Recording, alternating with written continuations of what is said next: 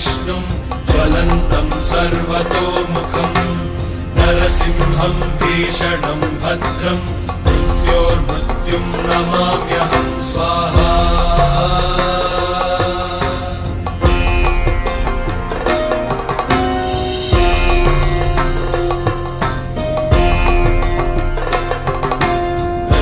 कवचं वक्ष्ये प्रह्लादेनोदितं पुरा सर्वरक्षाकरं पुण्यं सर्वोपद्रवनाशनं स्वाहा।